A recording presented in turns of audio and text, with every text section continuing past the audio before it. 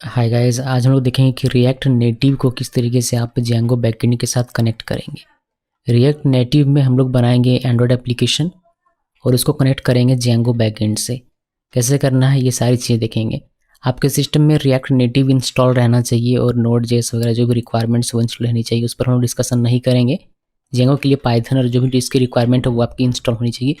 इस पर भी हम लोग डिस्कशन नहीं करेंगे। डायरेक्टली प्रोजेक्ट बनाएंगे और उसको कनेक्ट करना देखेंगे।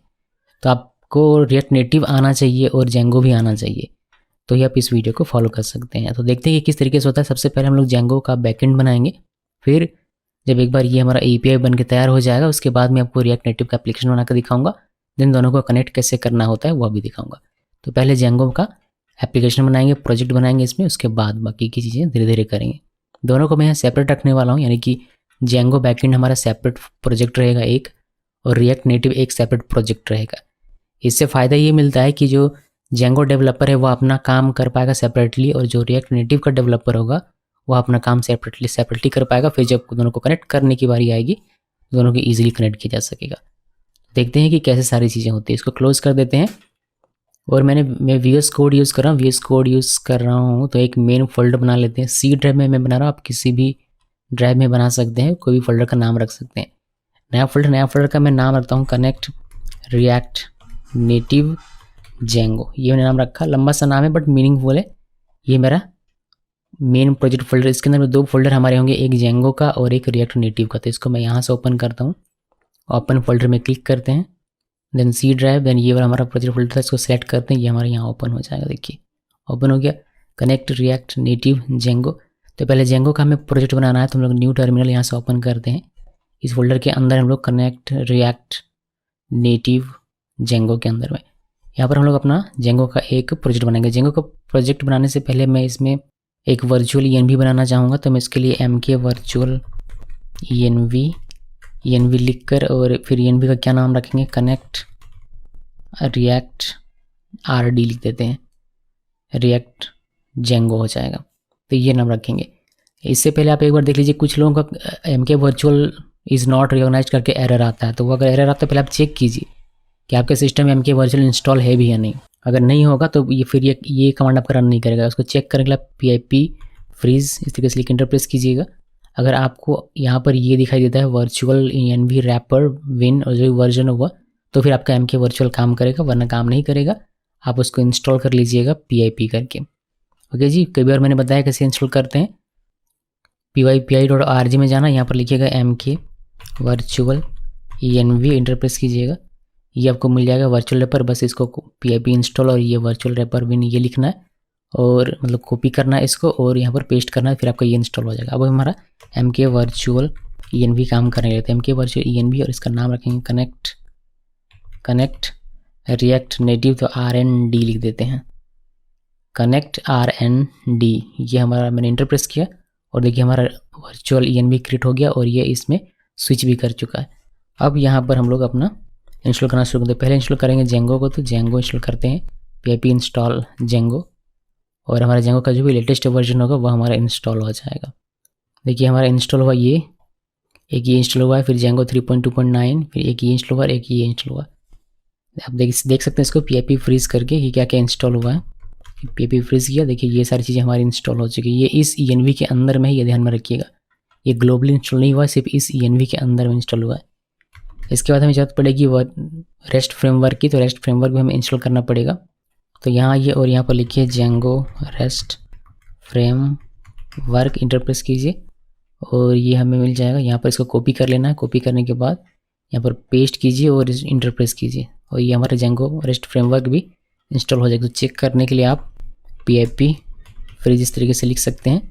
देखिए आपको जेंगो रेस्ट फ्रेमवर्क यहाँ पर दिखाई देगा। तो जेंगो भी हमारा इंस्टॉल हो चुका है और जेंगो रेस्ट फ्रेमवर्क भी। अब हम लोग अपना प्रोजेक्ट क्रिएट कर सकते हैं।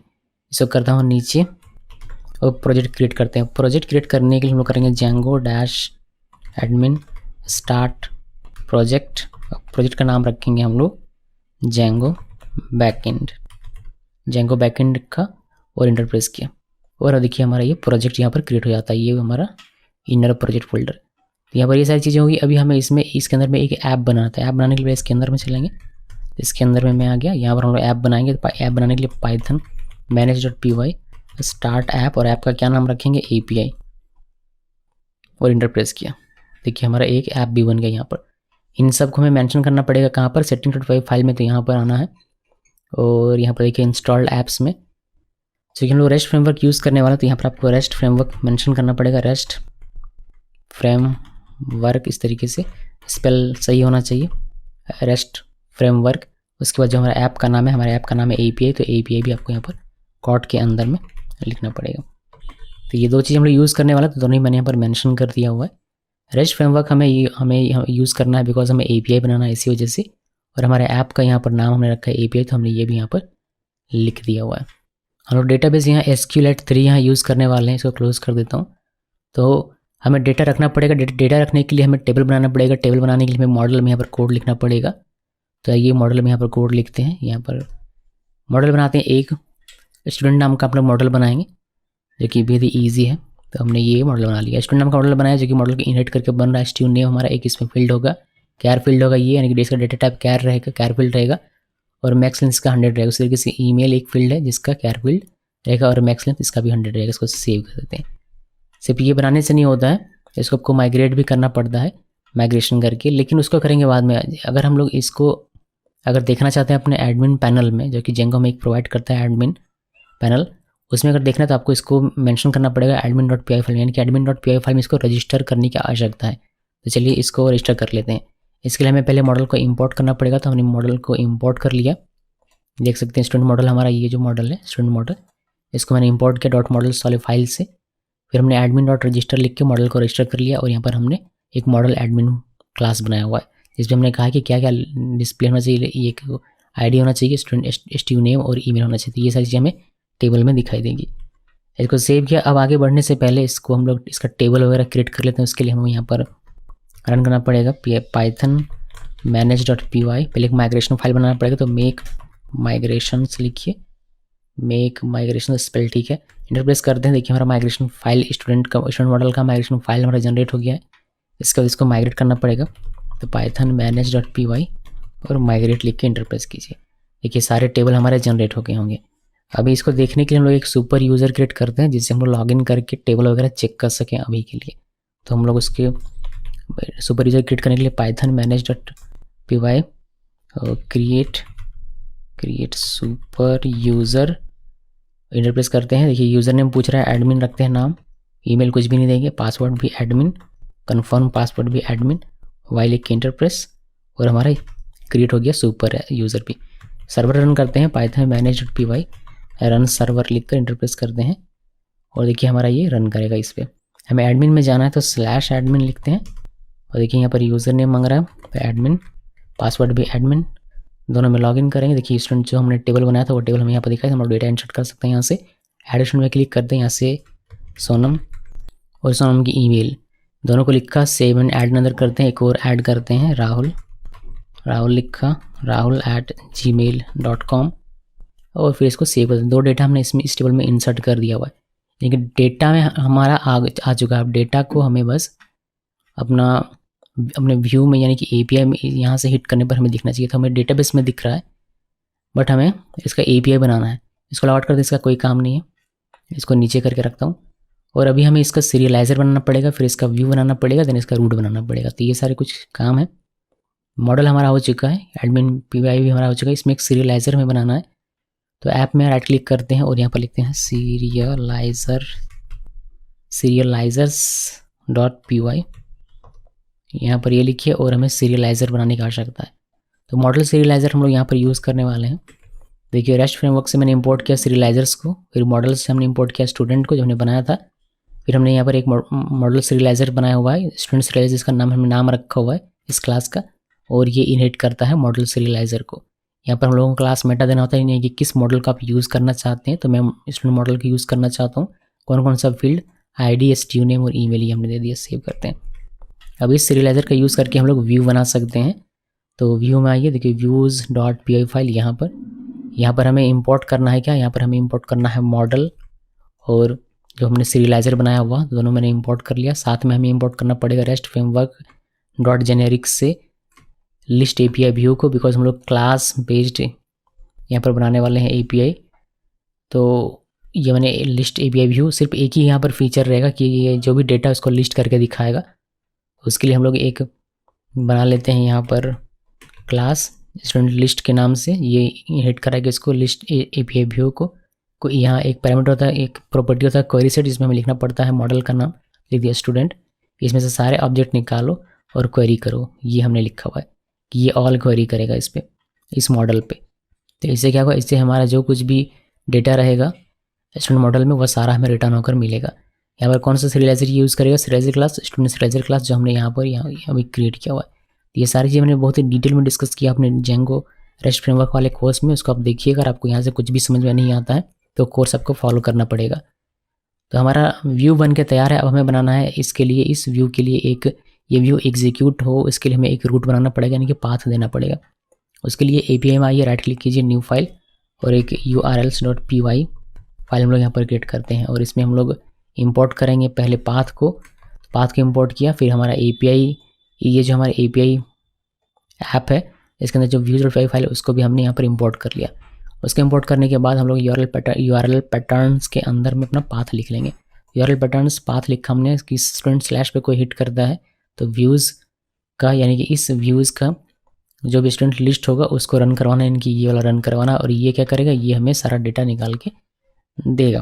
तो ये सिर्फ यहाँ लिखने से हमें हमारा काम नहीं होगा, हमें इसको हमारा जो मेन इनर प्रोजेक्ट फोल्डर के अंदर जो मेन urls.py फाइल होता है यहाँ पर भी हमें मेंशन करना पड़ेगा, यानी कि इंक्लूड करवाना पड़ेगा। तो ये कमेंट सबसे पहले हटा देते हैं यहाँ से यहाँ तक का, ये कमेंट मैंने हटा दिया।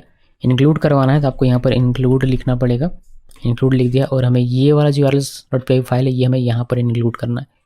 और इसको इंक्लूड करने के लिए हम लोग यहाँ पर एक पाथ लिखेंगे, जो कि यहाँ पर हमें लिखना है, यहाँ पर हमने लिख दिया पाथ और API/include API.urls, यानी कि API.urls में, यानी कि ये वाला जो फाइल है उसको इंक्लूड कर दिया। ये कब एग्जीक्यूट होगा, जब API/भेट होगा तो ये इसको इंक्लूड कर देगा, ठीक है। उसके बाद ये आगे चेक करेगा कि स्टूडेंट स्लैश है तो इस क्लास को एग्जीक्यूट करवाएगा, यानी कि हमारा जो पूरा पाथ बनेगा वो बनेगा API/student/, तो उस केस में ये वाला हमारा चलेगा और ये हमें सारा डेटा रिटर्न करके देगा API के तौर पर। इसको सेव करते हैं और देखते हैं कि हमारा काम होता है या नहीं, या फिर हमें और कुछ भी करने की आवश्यकता पड़ेगी। तो इस रूट पर आते हैं और यहाँ पर हमें लिखना है /API/student, इंटरप्रेस करते हैं। देखिए हमें सारा डेटा यहाँ पर दिखाई देता है। आपने देखा होगा पब्लिक API कोई भी तो इस तरीके से हमें दिखाई नहीं देता, ये तो हमारा एक टूल है जिसकी वजह से ये दिखाई देता है ब्राउज़र API की वजह से। तो इसको मैं डिसेबल कर देता हूँ और आपको दिखाता हूँ जो आपको नॉर्मली देखने को मिलता है हर एक API में। तो सेटिंग्स फाइल में जाएंगे और यहाँ से ब्राउज़र API को हम लोग डिसेबल करेंगे। डिसेबल करने के लिए हम लोग ये कोड लिखेंगे, rest framework default render class rest framework dot renders dot JSON render. इसको सेव किया, Ctrl+S प्रेस करके सेव किया। इसको अब हम लोग रिफ्रेश करेंगे तो अब ये हमें ऐसे ना दिखा कर ऐसे दिखाई देगा जो कि हम लोग नॉर्मली देखते हैं पब्लिक API में। तभी हमारे पास डेटा आ गया, हमारा API बन के तैयार है और हमारा डेटा आ चुका है कुछ ये, एक सोनम का और दूसरा ये राहुल का। अब ये डेटा मुझे रिएक्ट नेटिव में जो एंड्रॉइड एप्लीकेशन बनेगा वहाँ पर लेकर जाना है, तो उससे हमारा दोनों कनेक्ट हो जाएगा और फिर हमारा ये डेटा वहाँ पर दिखने लगेगा। तो कैसे काम होता है ये हम लोग देखते हैं। जेंगो का जो भी काम था वो हमारा खत्म हो गया। अगर कुछ और करने की आवश्यकता पड़ेगी तो यहाँ पर आएंगे हम लोग, क्लोज कर देते हैं जेंगो के सारे फाइल्स को जो ओपन है। इनकेस कभी आवश्यकता पड़ेगी तो इस पर वापस से आएंगे। ओके, तो जेंगो का जो प्रोजेक्ट है उसको हम लोग रन होने देते हैं। यहाँ नीचे जो रन हो रहा है, बिकॉज हमें API हिट करना पड़ेगा तो ये सर्वर इसका चलते हुए रहना चाहिए, तो इसका सर्वर हमारा चलता रहेगा। रिएक्ट नेटिव का प्रोजेक्ट क्रिएट करते हैं, इसके एक नया टर्मिनल ओपन करते हैं। यहाँ से जेंगो हमारा रन होता रहेगा पाइथन इस टर्मिनल में, इसमें जेंगो रन हो रहा है। ये एक नया टर्मिनल हमने ओपन किया, इस पर हम लोग अपना रिएक्ट नेटिव का प्रोजेक्ट क्रिएट करेंगे। रिएक्ट नेटिव का प्रोजेक्ट क्रिएट करने के लिए एक्सपो लिखना है। मेरे सिस्टम में एक्सपो पहले से इंस्टॉल है, मैं आपको दिखा दूँ एक्सपो डैश वर्जन। तो ये एक्सपो का इतना वर्जन मेरे पास पहले से है, तो हम लोग यहाँ पर एक्सपो का यूज़ करेंगे INIT। और क्या नाम रखना है, रिएक्ट नेटिव एप्लीकेशन का, इसका नाम मुझे रिएक्ट नेटिव ऐप ये रखना है, तो यही मैंने नाम रख दिया रिएक्ट नेटिव ऐप। और इंटरप्रेस कीजिए, थोड़ा सा समय लगेगा, इंटरनेट कनेक्ट रहना चाहिए। और ये पूछ रहा है कि कौन सा टेम्पलेट आप यूज़ करना चाहते हैं, ब्लैंक या फिर ब्लैंक टाइप स्क्रिप्ट या फिर टैब्स टाइप स्क्रिप्ट या फिर मिनिमल। मैं ब्लैंक यूज़ करूँगा तो मैं इसी में सिर्फ एक बार इंटरप्रेस करता हूँ और ये हमारे लिए इस टेम्पलेट के साथ ये प्रोजेक्ट क्रिएट करना शुरू कर देगा, सारी डिपेंडेंसीज को इंस्टॉल करना शुरू कर देगा। इंटरनेट रहना चाहिए और थोड़ी देर में ये हमारा प्रोजेक्ट हमें क्रिएट करके दे देगा। थोड़ा सा वेट करते हैं। प्रोजेक्ट हमारा क्रिएट हो चुका है, इसका ये प्रोजेक्ट देख सकते हैं, इसका जो डिफ़ॉल्ट हमें मिलता है टेम्पलेट, वो आपको यहाँ पर देखने को मिलेगा। इसको हम लोग रन कर सकते हैं। रन करने के लिए हमें इसके अंदर पहले जाना पड़ेगा, तो cd रिएक्ट नेटिव ऐप इसके अंदर चलते हैं और npm स्टार्ट आपको लिखना है। npm स्टार्ट लिखकर आप इंटर प्रेस करेंगे, आपको इस तरीके से देखने को मिलेगा।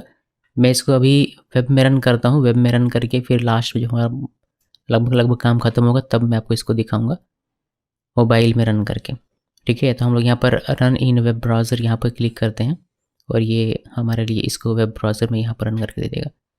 तो ये डिफ़ॉल्ट एप्लीकेशन है जो कि जिसमें कि आपको ये लिखा हुआ मिल जाता है।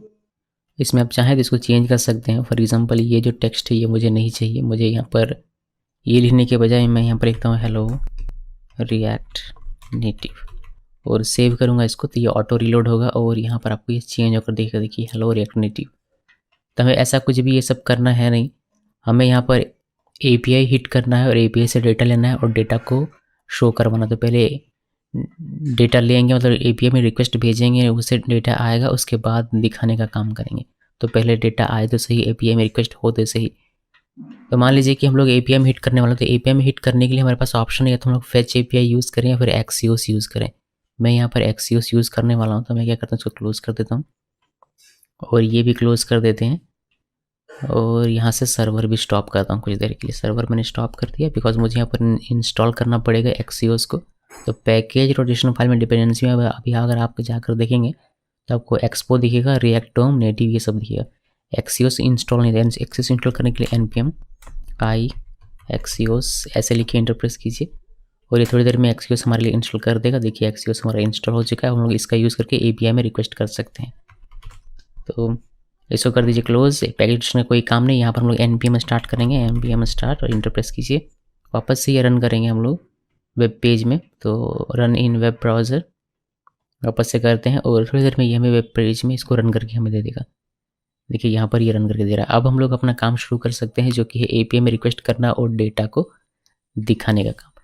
तो यहाँ पर मैं यूज़ करने वाला हूँ यूज स्टेट और यूज़ इफेक्ट हुक का। तो ये दो चीज़ें मुझे चाहिए होंगी, तो मैं इसको इंपोर्ट कर लेता हूँ। यहाँ पर मैंने इसको इंपोर्ट कर लिया। इसके साथ में हम लोग यूज़ करेंगे Axios को, तो Axios भी हम लोग इंपोर्ट कर लेते हैं। Axios भी इंपोर्ट हो गया। हम लोग यहाँ पर एक स्टेट बनाएंगे जिसमें कि हम लोग जो भी रिक्वेस्ट से यानी कि API में रिक्वेस्ट करने के बाद जो हमारा डेटा है उसको एक स्टेट में रखेंगे, फिर उस स्टेट को लूप कराकर हम लोग अपना काम कर लेंगे, यानी कि दिखाने का काम करते हैं। पहले एक स्टेट बनाते हैं। तो स्टेट बनाने के लिए स्टेट लिखिए और आई बिलीव यहाँ पर कि ये तो काम नहीं कर रहा हम लोग हमारा। ओके मैं लिख देता हूँ इसमें यूज़ स्टेट लिख देते हैं, यूज़ स्टेट। इससे हमारा ये काम हो जाना चाहिए। देखिए ये हमारा काम हो गया। यहाँ पर मुझे इसको नाम चेंज कर दे, इसका हम लोग नाम करेंगे स्टूडेंट्स और यहाँ पर ये जो स्टूडेंट है इसका S कैपिटल कर देता हूँ और इनिशियली इसमें हम लोग खाली एरे रखेंगे, यानी कि एम्प्टी एरे रखेंगे। तो स्क्वायर ब्रैकेट दे दिया। ये स्टेट हमारा बन गया। इस पर हमारा डेटा रहेगा API में आने के बाद और फिर हम लोग इसको यहाँ पर यूज़ कर लेंगे टेम्पलेट में दिखाने के लिए। तो वो तो बाद में है, पहले API से डेटा आए तो सही, उसके लिए हम लोग रिक्वेस्ट करेंगे यूज़ इफेक्ट के अंदर में। तो यूज़ इफेक्ट हमारा ये रहा। इसके अंदर में हमारा फंक्शन रहेगा एरो फंक्शन। इस तरीके से यहाँ पर हम लोग async फंक्शन बनाएंगे बिकॉज हम लोग Axios यूज़ कर रहे हैं। यहाँ पर इसका नाम क्या होगा, गेट ऑल स्टूडेंट और कुछ इस तरीके से हम लोग इसको बनाएंगे। ट्राई कैच के अंदर में बनाना है, कोई एक्सेप्शन ना करो तो वो कैच हो जाए, इसी वजह से कॉन्स्ट लिखते हैं। स्टूडेंट्स, स्टूडेंट की जगह आप कुछ भी लिख सकते हैं। इक्वल और वेट का यूज़ करेंगे। Axios डॉट गेट रिक्वेस्ट करेंगे बिकॉज हमें सिर्फ डेटा चाहिए। अगर पोस्ट करना होता तो पोस्ट रिक्वेस्ट करते हैं, बट यहाँ पर सिर्फ हमें डेटा चाहिए। किस में रिक्वेस्ट करके हमें डेटा चाहिए, हमें चाहिए हमारा जो API का लिंक है वह है ये। तो इसको कॉपी करते हैं और इस पर हिट करने पर हमें चाहिए, इसको कॉपी कर ले यहाँ पर पेस्ट करते हैं। ये हमारा हो गया। अभी अगर Axios गेट रिक्वेस्ट करता है इस पर और डेटा हमारा आधा हमारा स्टूडेंट्स पे रहेगा, उसको हम लोग कंसोल कर सकते हैं टेस्टिंग पर्पज़ के लिए। तो CLG किया स्टूडेंट्स, यहाँ पर एक प्रॉपर्टी है हमारे पास स्टूडेंट्स डॉट डेटा जिस पे हमारा डेटा एक्चुअल डेटा रहेगा, ठीक है। अब जो कि एक्चुअल डेटा मुझे मिल जाता है मान लीजिए, तो मैं इसको इस स्टेट में डाल दूंगा। इस स्टेट में डालने के लिए इसका यूज़ करेंगे सेट स्टूडेंट्स का। यहाँ पर सेट स्टूडेंट्स और यहाँ पर लिखना है स्टूडेंट्स, ये लिख दिया। अगर सब कुछ बढ़िया रहा तो हमारा कंसोल हमें दिखाई देगा और हमारा स्टेट में ये जो भी डेटा होगा वो डेटा हमारा सेट हो जाएगा। ओके तो हमें क्या करना पड़ेगा, इस फंक्शन को कॉल करवाना पड़ेगा। तो इसको करते हैं कॉपी, इस फंक्शन के बाहर आइए, ये फंक्शन यहाँ खत्म होता है, यहाँ पर कॉल करवा देना है और यहाँ पर हमें एम्प्टी एरे लिख देना है। अब इसको सेव करते हैं। सेव करने के बाद जैसे इसको सेव करेंगे ये सारी चीज़ हमारे रन हो जाएगी ऑटोमेटिकली। और हमें होपफुली अगर सब कुछ बढ़िया रहा तो डेटा दिख जाएगा कंसोल में। पहले इसको चेक कर लेते हैं। तो यहाँ पर मैं इसको इंस्पेक्ट करता हूँ और कंसोल में जाते हैं। पर देखिए यहाँ पर हमें एरर मिल रहा है, इसको एक बार रिफ्रेश करके देखता हूँ मैं। देखिए हमें यहाँ एक एरर मिल रहा है, access to XML HTTP request, ये इस पर रिक्वेस्ट नहीं कर पा रहा है, blocked by CORS policy, no access control, header is present on the requested resource. तो ये हमें यहाँ पर मिल रहा है। हम लोग इसको ब्राउज़र में रन करने के बजाय अब मोबाइल ऐप में रन करते हैं, वहाँ देखते हैं कि क्या वहाँ भी इस तरीके का कोई एरर है क्या, और एरर है तो क्या एरर है। तो यहाँ पर अब हमें काम नहीं करना ब्राउज़र में, अब ये हमारा काम नहीं हो पाएगा। तो हम लोग क्या करते हैं, इसको भी क्लोज़ कर देता हूँ मैं और सर्वर एक बार स्टॉप करेंगे। तो यहाँ से सर्वर को स्टॉप किया और हमें ज़रूरत पड़ने वाली है एंड्रॉयड इम्यूलेटर की, बिकॉज हमें इम्यूलेटर में इसको रन करना पड़ेगा। तो उसके लिए हम लोग ओपन करेंगे एंड्रॉयड स्टूडियो। एंड्रॉयड स्टूडियो से ईजिली हम लोग अपना इम्यूलेटर ऑन कर सकते हैं, वरना हमें कमांड लाइन चलाना पड़ेगा, जो कि मैं अभी चाहता नहीं। एंड्रॉयड स्टूडियो में आना है, यहाँ से टूल्स में, यहाँ से देखिए AVD मैनेजर, और ये वाला हमारा है इम्यूलेटर। इस एक्शन में यहाँ पर प्ले का बटन है, इस पर क्लिक करेंगे तो हमारा इम्यूलेटर टर्न ऑन हो जाएगा। देखिए इम्यूलेटर हमारा आ गया। अभी इसका नीचे वाले का कोई काम नहीं है, ये रन होने में थोड़ा सा हमें परेशान करेगा। अगर एक बार में रन हो जाता तो बढ़िया, नहीं तो थोड़ा सा हमें इसमें परेशान करेगा कि ये हमारा चलेगा ही नहीं प्रोजेक्ट इम्यूलेटर में। तो दिखाऊंगा मैं कि कैसे ये सारी चीज़ें करनी होती हैं। अभी देखिए ये हमारा इम्यूलेटर तो आ गया, अभी इस प्रोजेक्ट को मुझे रन करना है। तो यहाँ पर npm स्टार्ट लिखिए और इंटर प्रेस कीजिए। अभी ये यहाँ पर चलेगा, यहाँ पर ये कहेगा कि आपको किस में रन करना है। मुझे रन करना है run on Android device emulator, यहाँ पर लिखा हुआ, इस पर क्लिक कीजिए और ये अटैम्प्ट कर रहा है ओपन अ सिम्यूलेटर, ये इसको ओपन करने के लिए अटैम्प्ट कर रहा है। अब इस पर अगर हमारा प्रोजेक्ट चल जाता है तो बढ़िया, इस पर हमें चल के दिखेगा ये, और नहीं तो फिर मैं आपको दिखाऊंगा कि क्या तरीका मुझे अपनाना है इस प्रोजेक्ट को रन करने के लिए। रिएक्ट नेटिव का एक छोटा सा प्रॉब्लम है कि प्रोजेक्ट एक बार में रन नहीं होता अगर आप इस रूल को फॉलो करते हैं तो। लेकिन हम लोग देखते हैं अगर रन हो जाए तो बढ़िया, हमारा एग्जाम्पल हो जाएगा। अगर नहीं होता है तो उसके से मैं आपको दूसरा तरीका दिखाऊंगा अपने रिएक्ट नेटिव प्रोजेक्ट को रन करने का। चलिए ये हमारा काम हो गया, जो कि देख सकते हैं आप यहाँ पर रन हो रहा है और ये हमारा चलना चाहिए। ये अटैम्प्ट कर रहा है अभी भी, सक्सेस देखिए अभी सक्सेस हो गया, रेडी हो गया और हमारा प्रोजेक्ट हमें यहाँ पर रन होकर दिखाई देगा। देखिए हेलो रिएक्ट नेटिव। अगर किसी का इस तरीके से रन नहीं होता है, कोई मैसेज आता है कि ABD नॉट फाउंड, तब मुझे बताइएगा, मैं आपको एक नया तरीका बताऊंगा इसको रन करने का, ठीक है। अभी फिलहाल मेरा चल गया तो हम लोग इसी में अपना काम कर लेंगे। चलिए यहाँ पर हमारा ये दिख रहा है। अभी हम लोग देखते हैं कि क्या सारी चीज़ें होती हैं। यहाँ पर आते हैं नीचे और यहाँ पर हमें कोई भी मैसेज देखने को नहीं मिलता है कि हमारा कोई एरर है क्या, कुछ है क्या। ब्राउज़र में मिल रहा था बट यहाँ पर कुछ भी हमें देखने को नहीं मिलता है। कोई नहीं, देख लेते हैं ये कंसोल भी हमारे किसी काम करने। हम लोग हम लोग ऐसा मान कर चलते हैं कि ये डेटा हमारा यहाँ पर आ गया है, ठीक है। अभी हम लोग इस डेटा को शो करवाएंगे अपने इस व्यू में, देखिए कि ये कैसे होता है। या फिर उससे पहले मान लेते हैं कि एक्सेप्शन यहाँ आकर हो रहा है, ये काम नहीं कर रहा, तो हम लोग एक्सेप्शन को यहाँ पर हैंडल करते हैं CLG और ये एरर, इसको सेव करते हैं। सेव किया तो यहाँ पर हमें क्या ये दिखाई दे रहा है, देखते हैं ज़रा। इसमें call function return flush Q, इस तरीके से कुछ नेटवर्क एरर हमें बता रहा है। देखिए यहाँ पर अब हमने एक्सेप्शन को कैच किया तो हमें एरर यहाँ पर दिखाई दे रहा है कि ये कह रहा है कि एक्सियोस लिब क्रिएट एरर, ये बहुत सारा क्या क्या दिखाई दे रहा है हमें, इवेंट रेडी स्टेट। तो बेसिकली हमें यहाँ एक नेटवर्क एरर मिल रहा है, ठीक है। मतलब हमारा डेटा तो नहीं आ रहा, कम से कम इतना तो मुझे पता चल गया। तो यहाँ क्या प्रॉब्लम है, प्रॉब्लम ये है कि जब आप इसको एंड्रॉयड इम्यूलेटर में रन करते हैं किसी भी लोकल होस्ट में आपका, जैसे कि ये मेरा जो API है 127.0.0.1 पे रन कर रहा है और इसको मैं रिक्वेस्ट कर रहा हूँ कहाँ से, अपने इम्यूलेटर से, यानी कि एंड्रॉयड इम्यूलेटर से यहाँ से। तो इस केस में इसका जो IP रहेगा ये वाला, ये चेंज हो जाएगा और ये हो जाएगा 10.0.2.2। इस पर इसको सेव कीजिए। अब ये हमारा सही से काम करना चाहिए और हमें ये एरर नहीं आना चाहिए। तो हम लोग इसको करेंगे रीलोड। यहाँ पर आते हैं, Ctrl+M प्रेस कीजिए और रीलोड कीजिए और देखिए ये हमें फिर से बता रहा है एरर, बट यहाँ पर एक दूसरा एरर है, ये कहता है request failed with status code 400। ये कुछ और एरर हमें बता रहा है, 400 का एरर दे रहा है। पहले हमारा ये नेटवर्क एरर था बट अब नेटवर्क एरर नहीं है, नेटवर्क एरर के बजाय अब ये हमारा 400 का है, जो कि यहाँ पर दिखाई दे रहा है रिक्वेस्ट फेल्ड, यानी कि रिक्वेस्ट हमारा सही से नहीं काम कर रहा है। तो यहाँ से कुछ खास जानकारी मुझे मिल नहीं रही। हम लोग जेंगो में हिट कर रहे हैं तो जेंगो का सर्वर एक बार देखते हैं ओपन करके। देखिए यहाँ पर ये हमें कुछ जानकारी मिल रही है। ये कह रहा है कि you may need to add ये टू अलाउड होस्ट, हमें ये ऐड करना पड़ेगा अपने अलाउड होस्ट में। तो चलिए जेंगो में चलते हैं। यहाँ जेंगो में हमें यहाँ से सेटिंग्स फाइल में चलना है और यहाँ पर आपको एक प्रॉपर्टी मिलेगा अलाउड होस्ट का।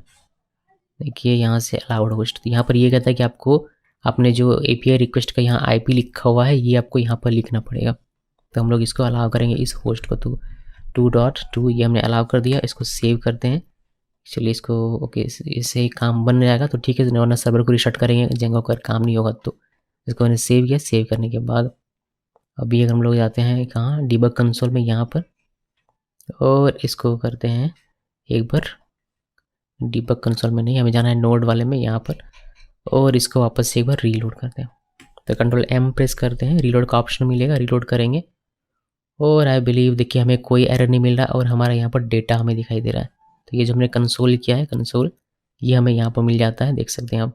ये एरे है, ऑब्जेक्ट का एरे है। तो इस एरे में पहला ऑब्जेक्ट है जिसमें सोनम का डिटेल है, फिर दूसरे में राहुल का डिटेल। तो हमारा ये काम तो हो गया कि डेटा हमारा आ गया। डेटा आ गया तो स्टूडेंट स्टेट में हमारा ये डेटा भी चला गया होगा। अभी हमें बस उस डेटा को यहाँ पर फेच करवाने का लिखना है और इससे ज़्यादा कुछ काम करना है नहीं। तो चलिए दिखाता हूँ कि ये कैसे करते हैं। अभी हमारे यहाँ पर हेलो रिएक्ट नेटिव दिख रहा है, इसको हटाकर हमें वो डेटा दिखाना है जो डेटा है। इसके लिए हम लोग यूज़ करेंगे फ्लैट लिस्ट का यहाँ पर। तो फ्लैट लिस्ट को पहले मुझे इंपोर्ट करना पड़ेगा, तो यहाँ पर आते हैं और यहाँ से फ्लैट लिस्ट को इंपोर्ट कर लेते हैं। फ्लैट लिस्ट इंपोर्ट कर लिया मैंने। यहाँ पर आइए और यहाँ पर ऊपर में फ्लैट लिस्ट ये लिखा, ये सेल्फ क्लोजिंग इसको कर देंगे। इसमें ये सेल्फ क्लोजिंग हो गया और यहाँ पर हमें फ्लैट लिस्ट में जो एक हमारा प्रॉप होता है उसको हमें देना पड़ता है डेटा। और डेटा यानी कि डेटा पर कहाँ है, तो हमारा डेटा है इस स्टूडेंट्स स्टेट में। तो ये हमें यहाँ पर लिख देना है पूरा का पूरा, ये इस तरीके से लिख दिया। उसके बाद यहाँ पर रेंडर आइटम आपको लिखना पड़ता है। रेंडर आइटम, रेंडर आइटम में हम लोग लिखते हैं इक्वल, मैंने दिया और इसको इक्वल। और यहाँ पर हमारा जो इसका जो पहला ऑब्जेक्ट रहेगा वह हमें निकालना है, यानी कि पर हर एक ऑब्जेक्ट को निकालना है। तो अगर हम लोग इसमें से डायरेक्टली कुछ लिख देंगे, अगर इस तरीके से मैं आइटम लिख दूँ तो इसमें पूरा का पूरा ये जो ये डेटा और ये डेटा सब कुछ हमारा चला आएगा। तो हमें ऑब्जेक्ट डिस्ट्रक्चरिंग यहाँ पर करना पड़ेगा। उसके लिए हम लोग यहाँ पर कर्ली ओपन और कर्ली क्लोज के अंदर में आइटम को लिखेंगे, ठीक है। उसके बाद यहाँ पर हमारा ये हो जाएगा एरो, बिकॉज ये हम लोग एरो ही लिख रहे हैं। यहाँ पर हम लोग इस एरो देने के बाद यहाँ पर टेक्स्ट को लिखेंगे, टेक्स्ट। ये हमारा टेक्स्ट हो गया, टेक्स्ट ओपनिंग एंड क्लोजिंग। और यहाँ पर हमें बस लिख देना है कि आइटम जो फ्लैट लिस्ट पहली बार हमारा चले तो आइटम से STU नेम ये निकाल के हमें दे दे। होपफुली इससे हमें STU का नाम मिल जाएगा, कॉमा देकर, और आइटम फिर ईमेल हमें निकाल के दे दे। अगर इससे हमारा काम बन जाता है तो बढ़िया। देख लेते हैं इसको क्या, सेव करने के बाद अभी यहाँ पर हमें आना है और देखिए हमें यहाँ पर दिखाई दे रहा है सोनम और सम की ईमेल ID, राहुल की ईमेल ID। इसको थोड़ा सा बड़ा करते हैं हम लोग, यानी कि टेक्स्ट में स्टाइल दे देता हूँ मैं, स्टाइल इक्वल, यहाँ पर डबल कर्ली देना है। फॉन्ट साइज़ हम लोग इसको कर देते हैं कितना, फॉन्ट साइज 28 कर देता हूँ। और थोड़ा सा पैडिंग भी इसमें दे देता हूँ, पैडिंग भी हम लोग कर देते हैं लगभग 20। इसको कर देते हैं सेव करने के बाद यहाँ पर आते हैं। देखिए हमें नाम और ईमेल का, तो ये डेटा हमारा कहाँ है, बैकएंड में, लेकिन ये हमें दिखाई दे रहा है यहाँ पर अपने रिएक्ट नेटिव एप्लीकेशन में। तो इसका मतलब क्या है कि हमारा रिएक्ट नेटिव एप्लीकेशन हमारे जेंगो बैकएंड से कनेक्ट हो गया। अब वहाँ पर जो भी आप डेटा इंसर्ट करेंगे वो आपको यहाँ पर देखने को मिलेगा। एक नया डेटा इंसर्ट करेंगे जेंगो में तो वह यहाँ पर आता है या नहीं आता, तो इसलिए आपको दिखाता हूँ। जेंगो में जाएंगे, देखिए जेंगो में क्या इशू होता है वो भी हम लोग देख लेते हैं। जेंगो में अब हम लोग हैं, जेंगो का सर्वर मेरा रन कर रहा है, आप यहाँ पर देख सकते हैं। और अगर हम लोग यहाँ पर इसको रिफ्रेश कर दें तो ये हमारा डिसअलाउड होस्ट, ये एरर देगा आपको। ये कहता है कि आपने इसको अलाउ किया ही नहीं है, तो हमें इसको भी अलाउ करना पड़ेगा। अभी हमने क्या किया, हमने 10.0.2.2 को हमने अलाउ किया हुआ है। अगर आप चाहते हैं जेंगो वाले प्रोजेक्ट में और यहाँ पर लाउड होस्ट में देखेंगे तो आपने सिर्फ इस चीज़ को अलाउ किया हुआ है, तो इसी पर आपका सिर्फ काम करेगा और किसी पर नहीं। तो हम लोग यहाँ पर कॉमा देकर और इसको भी इसके अंदर में लिख देंगे, फिर ये हमारा काम करना शुरू कर देगा। इसको मैंने सेव किया, सेव करने के बाद यहाँ पर रिफ्रेश करते हैं, देखिए हमारा यहाँ पर काम करने लगा। हमें जाना है एडमिन में, तो इसको मैं कॉपी पेस्ट करता हूँ यहाँ से और 8000 एडमिन इसमें जाते हैं। फिर यहाँ से एडमिन, फिर एक टैब प्रेस करके एडमिन के अंदर गया मैं स्टूडेंट्स में। भी देखिए ये हम लोग बैकएंड में काम कर रहे हैं कि जेंगो में काम कर रहे हैं, एक नया डेटा इंसर्ट करेंगे सुमित, यहाँ से sumit@gmail.com। तो यहाँ से सेव में क्लिक करेंगे। देखिए हमारा जेंगो में हुआ है, तो जेंगो में हुआ तो API में तो दिखेगा ही, बिकॉज ये तो जेंगो का ही पार्ट है। बट यही चीज़ आपको आपके रिएक्ट नेटिव एप्लीकेशन में भी दिखेगा यहाँ पर, बिकॉज ये दोनों हमारा कनेक्ट है। तो आप काम करेंगे जेंगो में, बट उसका असर आपको रिएक्ट नेटिव ऐप में भी देखने को मिलेगा। इसको हमें करना पड़ेगा रिफ्रेश, तो कंट्रोल M प्रेस कीजिए, उसके बाद रीलोड में क्लिक कीजिए और देखिए आपको नया डेटा सुमित के साथ देखने को मिल जाएगा। तो कुछ भी डिलीट करते हैं तो वह यहाँ से रिमूव होगा, तो आपको अपने रिएक्ट नेटिव एप्लीकेशन से भी रिमूव होकर दिखेगा। कुछ अगर नया डेटा आप चाहें तो यहाँ से अपने बैकएंड में भेज भी सकते हैं, यहाँ से मीन्स अपने रिएक्ट नेटिव एप्लीकेशन से अपने बैकएंड में भेज भी सकते हैं। तो इससे क्या होता है, इसका मतलब क्या है, इसका मतलब ये हो कि हमारा रिएक्ट नेटिव एप्लीकेशन हमारे जेंगो बैकएंड से कनेक्ट हो चुका है सक्सेसफुली, और यहाँ पर हमने API के थ्रू इन सब काम को किया होता है। API बहुत ही इम्पॉर्टेंट टेक्निक है जिसके थ्रू हम लोग ये सारे काम कर पा रहे हैं। सो गाइस, उम्मीद करता हूँ कि ये सारी चीज़ आपको अच्छे तरीके से समझ में आई होगी। अब आप रिएक्ट नेटिव एप्लीकेशन को, रिएक्ट नेटिव में जो भी आप एंड्रॉइड एप्लीकेशन बनाएंगे उसको आप अपने जेंगो बैकएंड से कनेक्ट कर पाएंगे। इस वीडियो को देखने के लिए आप सबका बहुत बहुत धन्यवाद।